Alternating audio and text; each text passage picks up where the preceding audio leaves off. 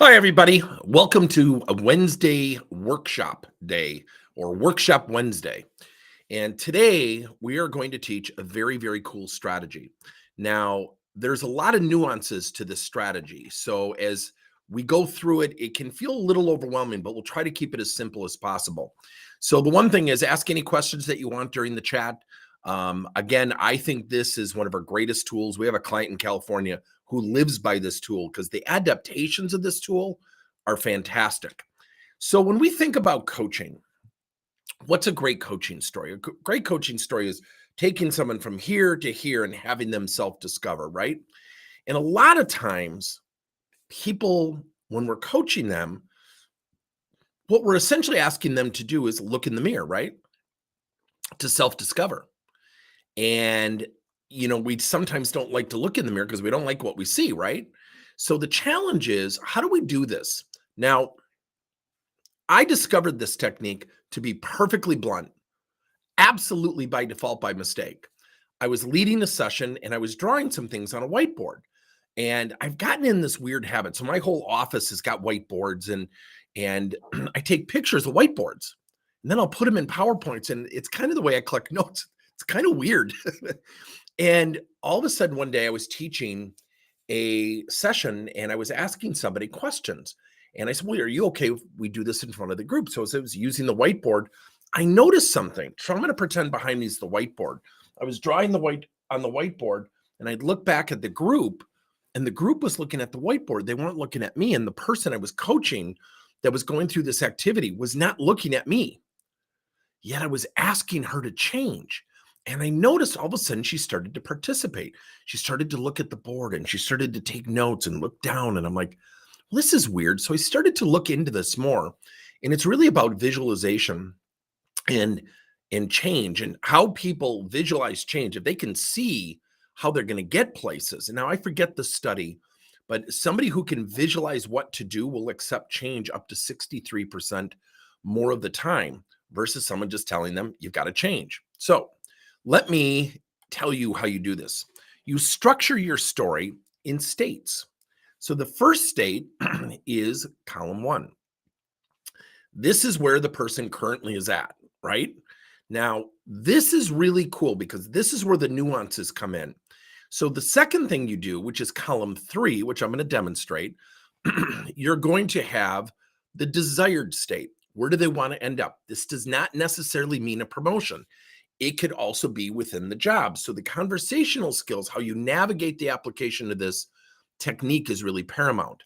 So when somebody is in column 3, they're describing what they want to do, where they want to end up, what they might be doing that they might be enjoying more than what their current state allows. And then the middle part is, so what do we need to do to get there? It's really that simple. So let me just kind of give you a really quick depiction of what this looks like. Now, I don't have the animations built in.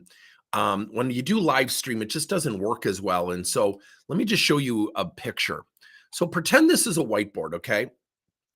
As you're looking at this, if I'm sitting down with someone and I say, okay, currently, Jill, let's think about some of the things such as, when you think about currently where you're at, where do you have strengths? Where do you have opportunities? You literally write this on a whiteboard. Now, before somebody puts it into the chat, yes, you can do this digitally. Quite frankly, it works great digitally. You create a PowerPoint deck slide and you have animations where you put in text and things like that. Then you ask them, as it relates to your current state, where do you feel like you have opportunities to raise your game? Now, the reason you start with strengths is you build momentum in the conversation. Then you ask about where do you feel like you have opportunities? Notice the language, opportunities. Then you do something that is very interesting. Let's be candid. We are creatures of habit. We tend to do what? We tend to go from left to right. We tend to do the mundane. We tend to have these innate habits.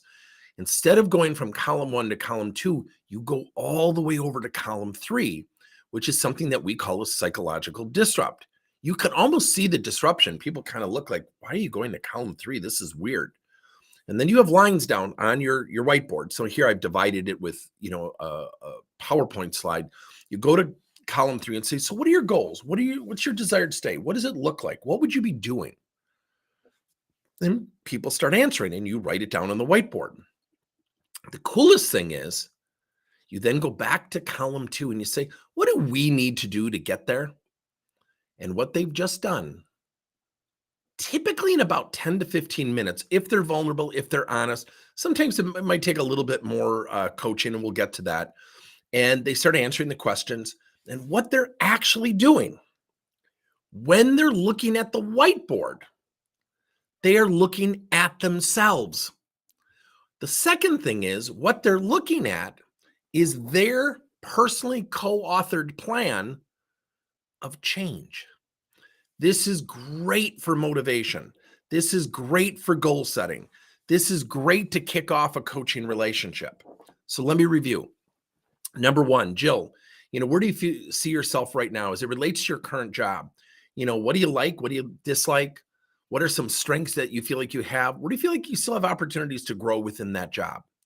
You go to column 3. So Jill, give me an example of a desired state. Where do you want to end up? And let's say Jill goes, I want to be promoted to the next level. Okay. Then you can say, well, what actions do we need to take to get there? Now, that seems simple. Let's go back to column 2. When Jill says, I want to go to that next level, right? And let's say she says, I want to become manager XYZ. When she does that, then you have to dig in deeper and say, oh, great. That's awesome, Jill. What's your understanding of that job? Now, we drill down to something called the tiers of learning: knowledge, skill, and behavior. So once Jill says, I understand this knowledge, this skill, and these behavioral requirements, she's in pretty good standing. If she can't do that, that's where it's incumbent upon you maybe to have a second session or within the first session to say, well, here are the requirements. Now let's go to column 2. Let's map a strategy together to get you there. It is one of the coolest things you can do. Now, that's a pretty simple example of knowing of where somebody knows where they're going. Okay. Now, let's go back to column 1. Let's take a second person. Let's just say Tom. And if you have Jill who knows where she's going, you know what? Tom doesn't know where he's going. He doesn't know. He doesn't know his desired state. So he can answer the strengths and opportunities for current. You go to column 3 and the second stage, the desired state. He says, I really don't know. I want to tell you a quick story. I did this exact exercise with a team leader at a manufacturing client site. And I said, well, great. Describe what you would be doing. He hems, he haws, and he goes, well, I've been working with my hands. I said, great, walk me through that. He goes, I don't know. And he started to shut down, which I thought was really weird. So I wrote down work with his hands, and it didn't go any further. So we set up a second session. And so we went back to column 1, and then we went to column 3 again. I said, describe what you would be doing. You said something about working with your hands. And he said, yeah, but it's just, I just don't think it's in the cards. And again, he's looking at the whiteboard. He's not looking at me. And you can do this in person with a big sheet of paper. You can use a whiteboard. You can, use it a variety of different ways. So all of a sudden, I said, forget this for a second. What would you be doing if you had your way outside of work? Something fun. He goes, oh, work on race cars. I said, really? He said, yeah, I'm in a crew pit. I said, on the weekends? He said, yeah. I said, oh my gosh, I didn't know that. And I go, that's awesome. I go, so that's where the working with your hands come from. He said, yeah. I said, well, why aren't you trying to seek something with working with your hands? Because you're mechanical. You seem to really enjoy it. He said, look, I'm a team lead. I got 3 boys. I'm a single dad. I can't afford the pay decrease. There was the aha moment. Now, by looking at the desired state, by looking at the whiteboard, let me move myself out of the way here, by, not looking at my face, he wasn't as defensive because he was looking at this thing called the whiteboard. So again, what we did, we put in these things in the desired state, working with your hands, loves working on race cars. And I said, well, how do we bring that person into this workplace? And he just didn't think it was possible. And he said, look, I can't afford the pay decrease. I said, you do know that we're short in the maintenance area? He said, yes. And I said, well, why wouldn't you transfer over? And he said, I can't afford the pay decrease. I said, okay. So again, we had this aha moment, right? Here's the cool part of the story. I end up sitting down with this guy, go to the HR manager, and I said, Jennifer, we've got to find a way. I think this guy's worth saving. Team leader, 4 or 5 years, really good. And they ended up making a concession, making him a team lead in the maintenance area. And he transferred over. He's thrilled. So again, when you're having these conversations, when people are looking at a whiteboard, it's a visualization technique. Okay.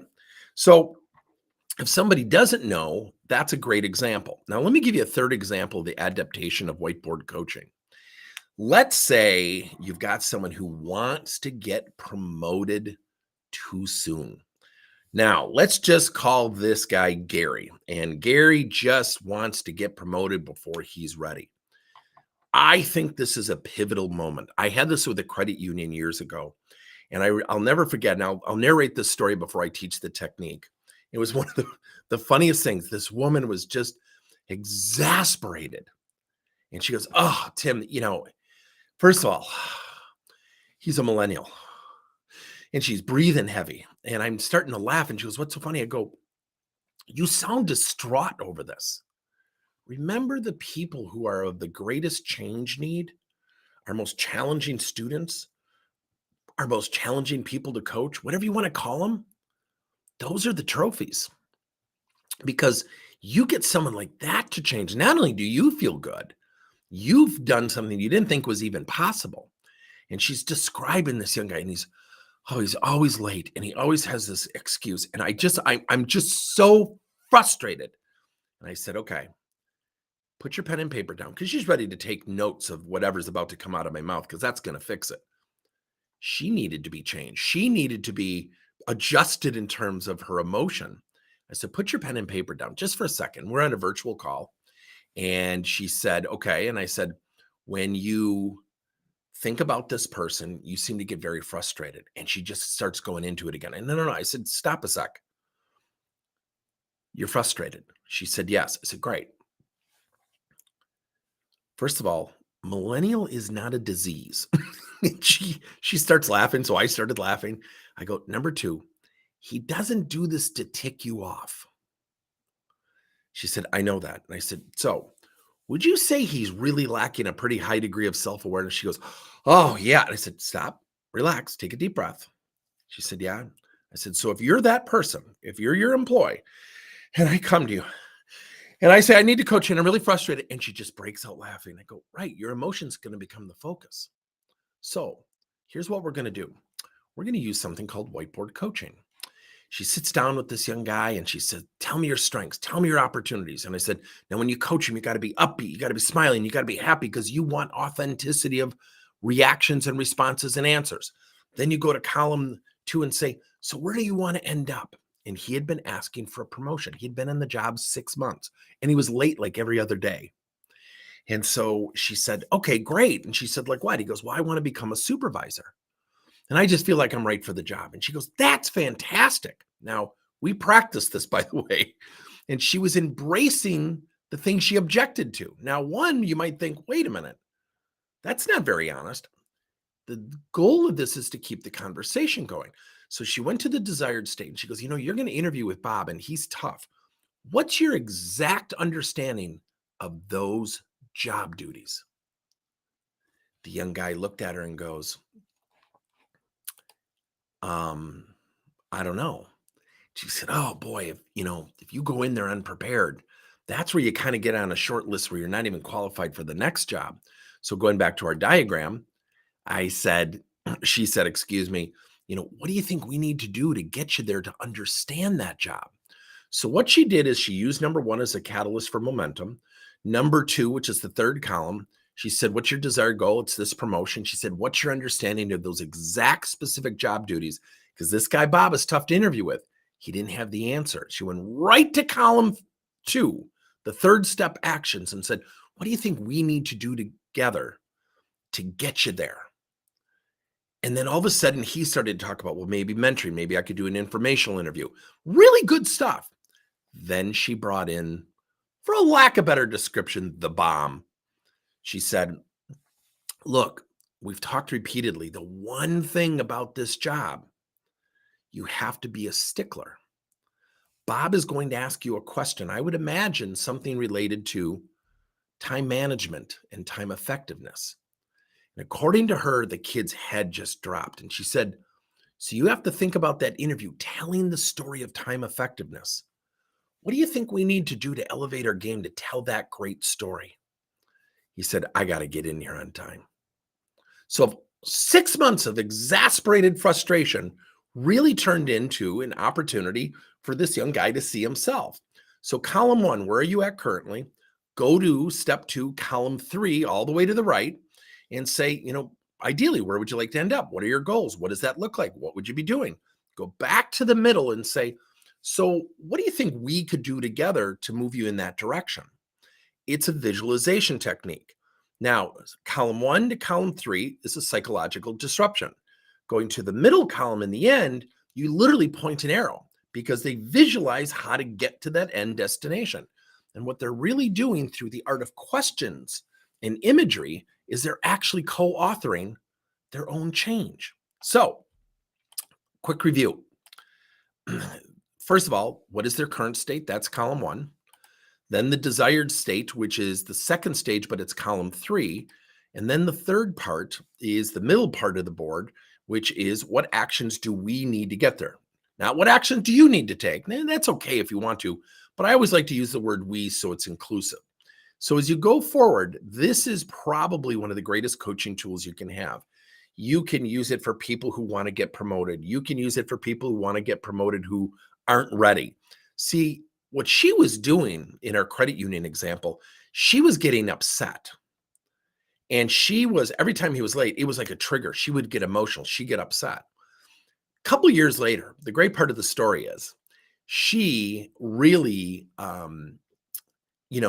she really had a great coaching story to tell, but more about herself. So while she was leading this whiteboard coaching, she was coaching herself to don't let your emotions distract from the change that's needed. Number 2, she discovered everybody is coachable. Now, maybe that's a naive statement of me. Maybe I think, I'm too much the eternal optimist, and that sounds like I'm gloating. I don't mean to. Yet I think people are toughest people, the negative attitude, someone lacking motivation, the dreaded millennial who's late all the time. I think everybody's coachable, but it's incumbent upon us to be creative when we coach. Here's the cool part of the story. She ended up circling the wagons with the manager, Bob, and said, I need you to do an informational interview. And the one guy said, here's an absolute expectation of mine, and that is timeliness. In this job, unlike your last job, we don't have a lot of wiggle room. We don't have a lot of latitude for what we're doing. I need you to be absolutely on time all the time. Hearing that, what comes to your mind? And the young guy said, you know what? I'm improving in that area. I'm not there yet. The manager looks at this young guy and goes, best answer you could have given me. And the young guy goes, well, what do you mean? He said, the minute you're honest with yourself, everything else becomes easier. So here's 2 managers working together. And the manager I was working with did a great job of the whiteboard coaching, then partnered with the manager that would have hired or not hired this guy. He ended up getting hired, not at this time though. And what happened is all along the way, this young guy was self-discovering. That's what coaching's all about. So when you think, what is a great coaching story, you have to structure the story in states. And if you do that and you get from the current state, and then you talk about the desired state, and then you pinpoint actions to get there, guess what? You are going to be able to create a path. But here are the components of whiteboard coaching. Number 1, when you are visualizing and you are looking at the map of how to get there, guess what happens? They visualize what's possible. Number 2, when you go from column 1 to column 3, you have something called a psychological disrupt. You break up the pattern of the traditional innate habits, responses, and answers. Then the great thing about whiteboard coaching is you can apply it to just about, unlimited situations. I think we teach about 12 different ways to use whiteboard coaching. So put into the chat, what do you think? It's one of my favorite things to teach. It is, again, I'll show it to you really quick. Step one, the current state, step two, the desired state, then go to the middle column and the actions to get there. You can do this on a piece of paper. You can do it digitally. You can do it on a physical whiteboard. You can do it with an individual. You can do it with a team. You can do it with peers. The applications are endless. Here's the funny thing. When people visualize how to get places, it's kind of like GPS. Remember the old days when we didn't have phones or GPS systems in our car? I remember when I first started my career, the thought of driving through the city of Chicago and getting somewhere just was like overwhelming to me because I'm not good with directions. Now, to this day, I drive all over the country and I visit clients and stuff like that. That doesn't bother me because I have a GPS system. It makes it simple. It's the same thing here. If people see a map of how to get there, I think they become more ready. The readiness factor increases because they see how to get there. Because the behavioral component here is that emotional attachment. And that emotional attachment is to the desired state. Now, here's the funny thing about what's happened with the pandemic. A lot of companies and their people have forgotten their ways. They have forgotten how to get from point A to point B. They have lost sight of their own motivation because moms and dads went from offense to defense, right? We went from doing what? Doing our normal routine to, are the kids going to have school? Are they going to be homeschooled? Do we have enough bandwidth? I mean, there's just everything got rocked sideways, right? So what happened, it's still sideways for a lot of organizations. So when you're doing that, think about how do you go about getting people to rediscover their desired state. It's their motivation, it's their what's in it for them, and it's not always the promotion.